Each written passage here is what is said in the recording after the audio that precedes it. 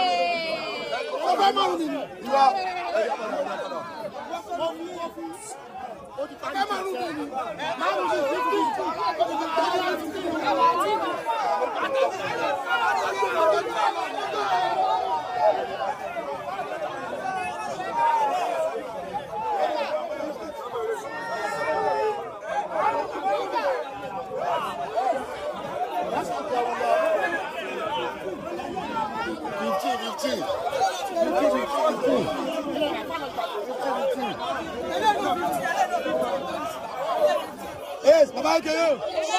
Baba Kalu.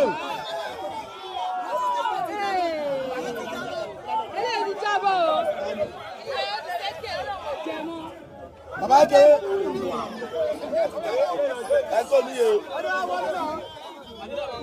Anthony.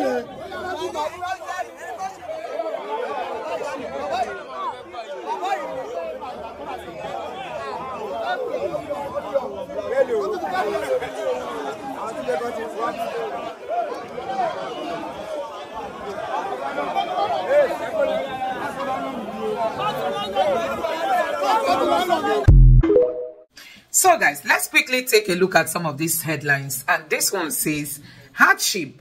Viral video sparks outrage as woman picks rotten tomato near gutter in Tinubu's home region. Nigerians now pick food on the ground. This is scary. And let's equally take a look at this other headline. This one says, 129 million Nigerians now poor as 14 million more citizens fall into poverty in last 1 year under Tinubu, coming from the World Bank. And this other one says, national grid collapses third time in 1 week. 3 times in a week. Let me show you this video so that you take a look at what Tinubu told Nigerians before INEC declared him winner of the election. Take a look. Whichever way, by all means necessary, you must have electricity. And you will not pay for estimated bill anymore.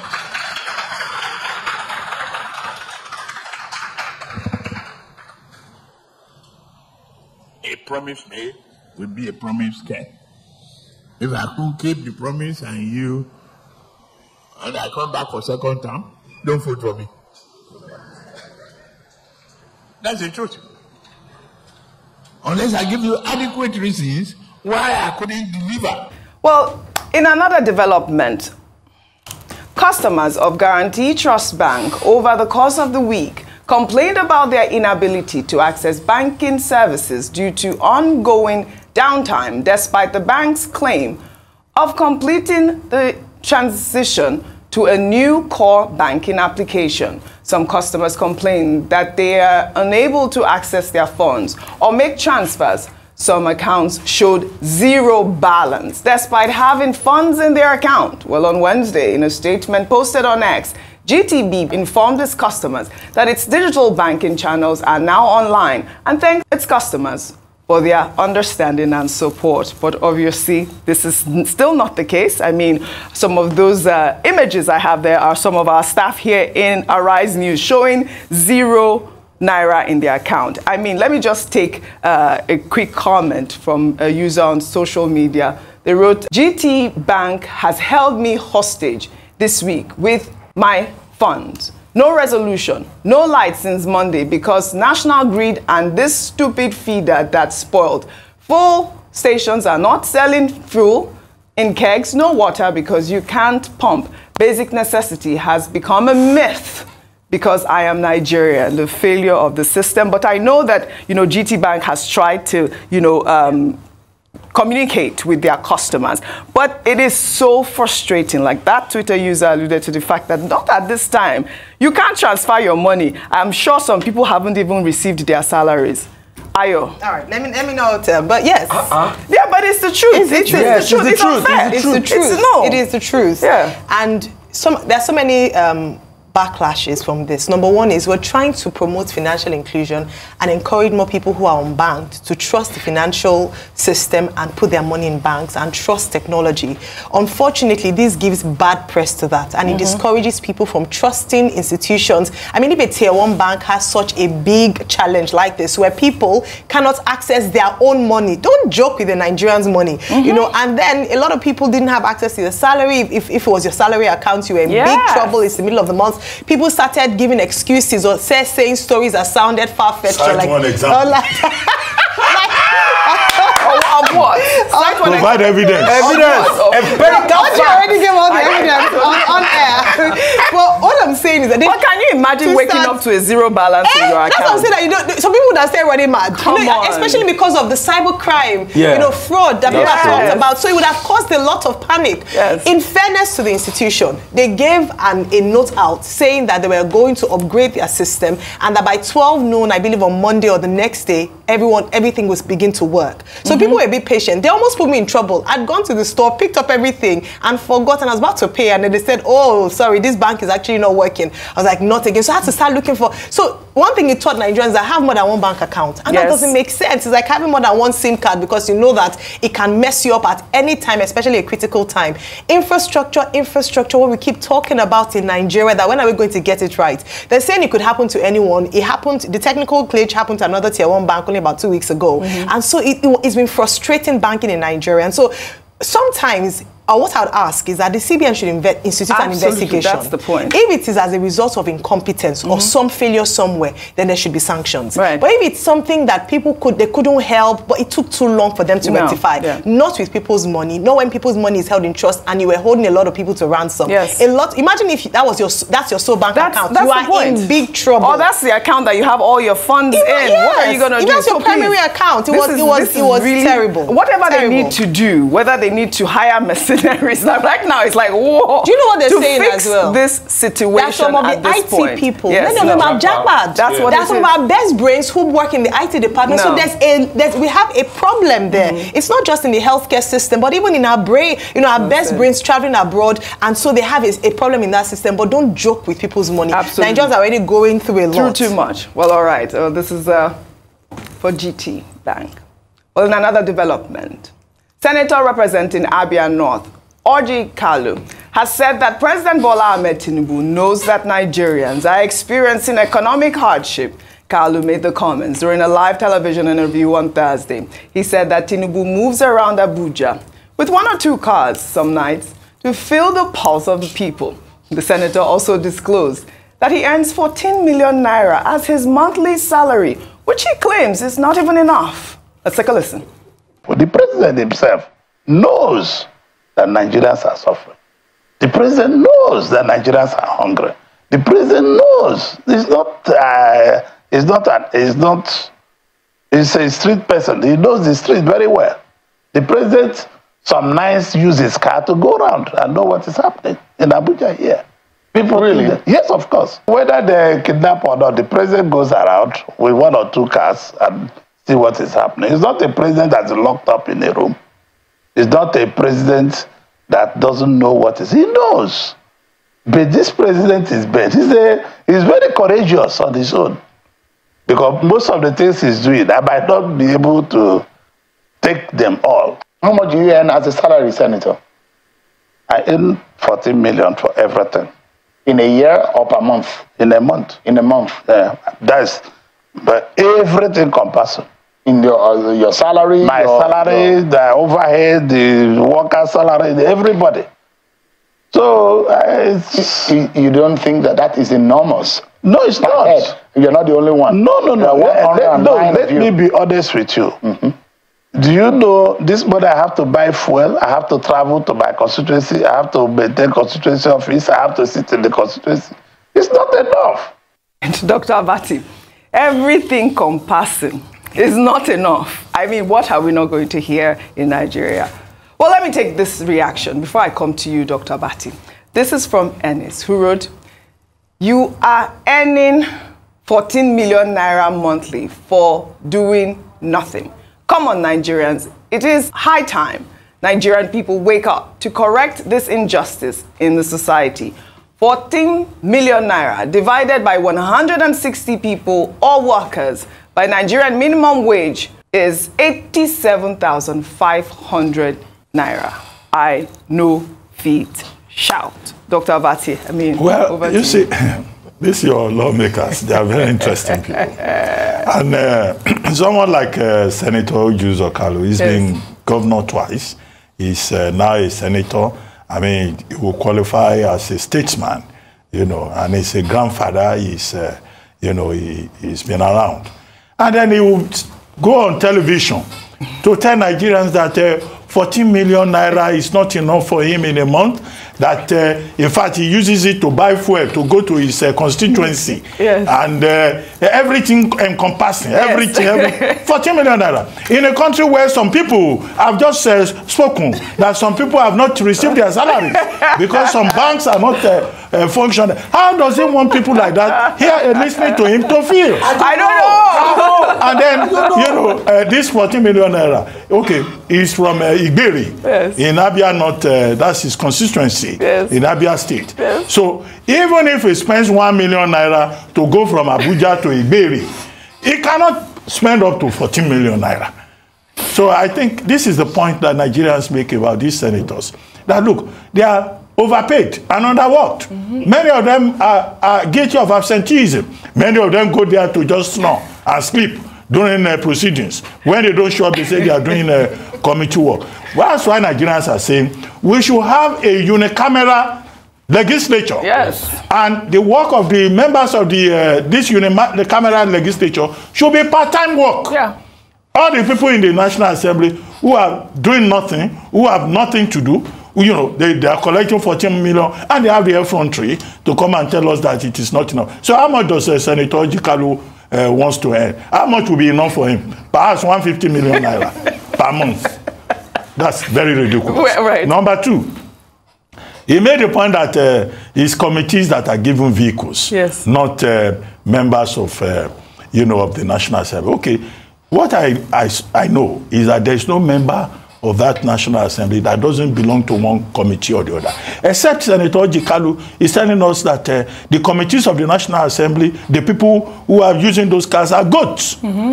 And then we will ask the question that, okay, how does he reconcile that with other, you know, senators who have told us before that they use the 65 million naira SUVs that they've been given for constituency work. And Nigerians are saying, no, you can't be riding expensive imported vehicles. Go and ride innocent. Go and ride other locally assembled cars. Just make sure you don't get CNG that is put together by welders so that you can be safe. Number three, I think he went overboard when he was saying President Tinubu is from the street. He knows the street. He knows what Nigerians are suffering. And he will deal with it. That he goes out in the evening. And with one or two cars. Well, that's a security breach. I don't think it's a good thing to be announcing that sometimes in the evening, President Tinubu goes around, you know, Abuja. In a country where there are kidnappers. He said it doesn't matter. No, we don't want our president to be kidnapped. Because people are angry, that they are hungry. If he goes about driving around, well, I don't know. Well, all right. Well, but Senator Kalu says he knows the street. He knows the street. Our president knows the street. He wants to feel the pulse of the people. Well, I mean, something's got to give. One thing I took away from what you said, Dr. Bat, is about our governance system in Nigeria. Well, in Kenya, the Senate on Thursday voted to impeach the country's deputy president, Rigathi Gachagua, despite a plea from his lawyers to postpone the proceedings. The lawyers said the deputy president was hospitalized after falling sick hours before the vote was set to hold. The sad reality is that the deputy president of the Republic of Kenya has been taken sick, very sick, and as I address Mr. Speaker in this honorable House, Senators, he is in hospital, Mheshimiwa Speaker. That is a sad reality. All right, Rufai, the deputy president there in Kenya was charged with multiple charges of corruption, but it's basically, people are saying it's really not about that. It's about the infighting within the president and Orji, you're spot on. So the these two deputy people president came together, they coalesced to be able to get power. Yeah. Gachagua went against him when those protests were rife in Kenya. In fact, a lot of criticism, a lot of people said, you're playing with fire.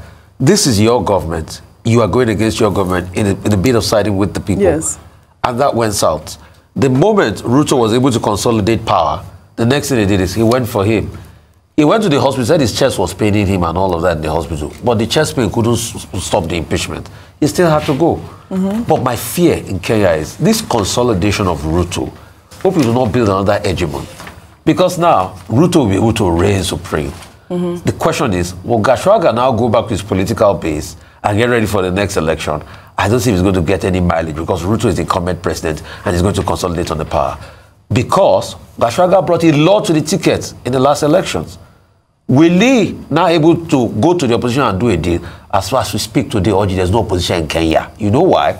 Because Ruto has, let me use one worry term, columbied the neck of Baba, what's his name now? Odinga.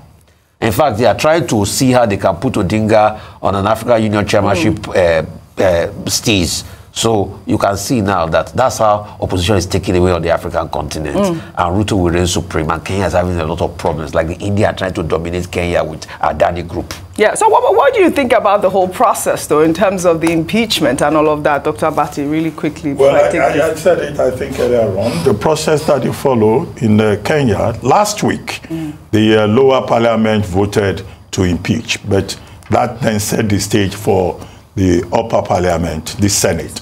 We took the decision, 2/3 of the 67 members of the Senate voted to impeach. While he was at, I think, the Kane Hospital, his lawyers also walked out of proceedings in the Senate. Now, 2 governors of the counties are being considered to succeed Rigiji, as he's also known, you know, and 2 ministers, Interior Minister and the Foreign Affairs Minister. So this may not be the end of conflict in Kenya, but clearly the 2-year pact between Rigiji and Ruto has come to an end. All right. And, you know, President Ruto is effectively in charge. But there are other issues that will have to be solved. Debt, you know, the economy. These are bigger things that should be of interest to the people of Kenya rather than the infighting among the political elites. I mean, besides that, I think for me, it really is about just the processes that, you know, govern their country in terms of the impeachment or even the replacement of the cabinet. I feel like, you know, Kenyans are way ahead of their governance system, which I must commend as well. Well, let's take a story under entertainment. Musician Speed Darlington was arrested on October 4th after a complaint was filed by Grammy Award-winning musician Burna Boy, alleging defamation and cyber-stalking, has claimed that the police did him dirty while he was in detention and seized his phone. The musician emphasized that he holds no grudge against Burna Boy, but questioned why a mature person will be angered by insults The singer also admitted ignorance of cybercrime laws, expressing surprise at their existence. Ayo, this man really, I mean, I laughed so hard when I read that you did me dirty. But where is his phone? His phone is still with the police. Why are they holding his phone? Is because he doesn't know how to use it or what? but it's still on defamation and all of that. Meanwhile, popular cross-dresser Bob Risky has again denied making defamatory statements against senior advocate of Nigeria, Femi Falana, and his son Falz, following a demand of a public apology and retraction of the alleged defamation statements filed by the duo. While reacting via Instagram, the cross-dresser argued that only very dark man should be held responsible for publishing defamatory content. He also claimed that his fundamental right to communication is not being respected and stated that his legal representative is working on a detailed explanation. We discussed this yesterday. I wanted to make sure that we conclude this conversation because, like we talked about yesterday, the voice recording, he's still denying that voice recording, those two stories. All right, so he is. Yeah. So he's until, like we've talked about, a forensic audit is done to determine whether or not it was really his voice. He has said he's not the one, it's not his voice, fine. But Speed Darlington, like Dr. Bate always says, ignorance of the law absolutely does not include you. And I think when it comes to this cybercrime issue, a lot of Nigerians need to know that. They cannot go and say that, oh, but I did not know that it was, and then he was saying that, why is this so weak, that people are always insulting him every day and he doesn't do anything. That's his own business. If Burna Boy says he's sensitive to a thing, he can go to court. And the fact that he's saying, I did not know it was a crime, can you imagine? Not remove him from answering questions. So, he should not be humble. I think he has apologized. Just, Speed Darlington, you've learned this one. Please, refine. Speed Darlington, police did him dirty. But police did him dirty. I mean, we don't support the harassment and everything. But does he know that is the case still on? Because he's still going to go to court and he might pay for damage for defamation. And whose phone is he using actually? All the things, maybe he went to buy one palace or somewhere. All the things he said. Unprovoked. Yes. And he said all of that to a fellow human being. No. And he's saying everybody taking salt. Why is he complaining they did him dirty? If everybody did. Anyway, Dr. Bati, 30 seconds before we take this one. Is that ignorance is no excuse in law. And maybe, many Nigerians, particularly young persons of his generation, will learn from his example. Yes. That you cannot, I don't know, it's not a no, difference. Absolutely not. And the other thing also is that the police may be keeping his phone. We want to believe that because they are still investigating. Absolutely. And this is something that was done, via the phone. And number 3 is the point that he cannot determine for Burna Boy how he feels. He was saying people used to call him gay, and he didn't take offense. At the time of PDD, you go and openly call somebody or label somebody.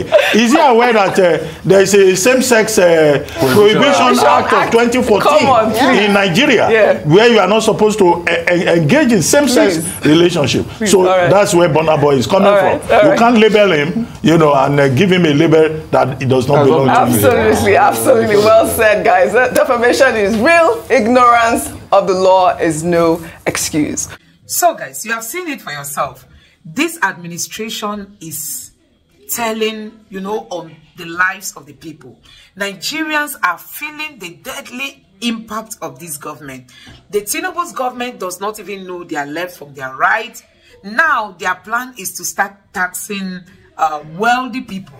If you are making up to 100 million in Nigeria, you are going to be paying some good tax to the government. Then while you are paying it, the government is enjoying. I mean, Tinubu and Shetima will be cruising around the world. We don't have money, but they don't know how to manage the little we have. They will be cruising around the world, leaving Nigerians to be the ones to suffer. That is just the most annoying part of all this. It's not even a matter of taxing people. But when you tax people, what do you do with taxpayers' money? You just wake up, you tell us you are going on leave. You leave the country and you are wasting money there. The private jet has to be paid for. I mean, the landing ground or where it is being parked. They have to pay for it. The hospital bills and whatever. The hotel bills and whatever. Whatever Tinubu is eating. The people he traveled with, all of them at the expense of the Nigerian people. So you find out that this country will hardly survive.